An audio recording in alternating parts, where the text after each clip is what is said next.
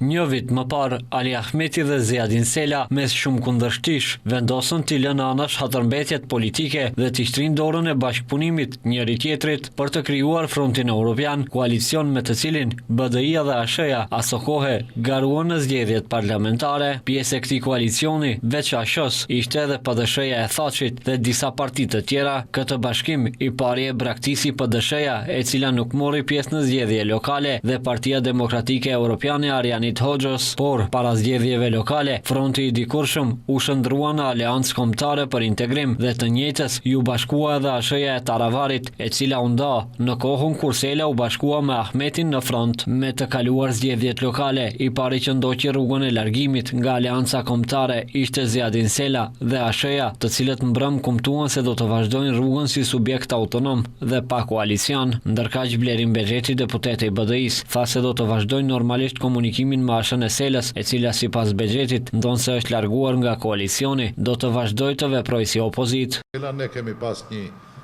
kemi një bashkëpunim dhe komunikim të shkëlqyeshëm.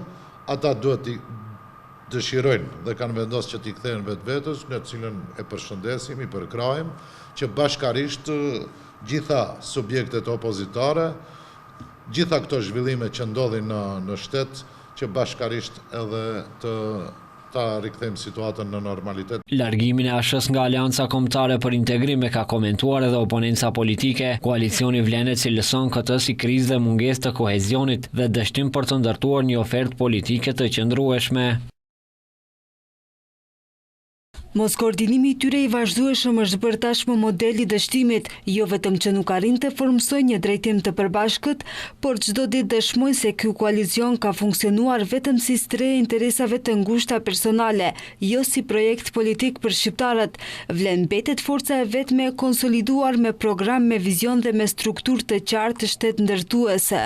Përveç vlenit, largimin e Selës nga Aleanca Kombëtare për Integrim e ka komentuar edhe Arben Fetai, tani zëvendës kryeministër, dikur antar i revoltuar dhe i pakënaqur që ASH-ja bashkëpunon me BDI-n. Këtë veprim të Selës Fetai e ka quajtur akrobacion që tashmë nuk përbën interes. Sipas Fetait, kjo që po shohim tani është thjesht kapitulli i fundit i një rruge të nisur mbrapsht që nga fillimi.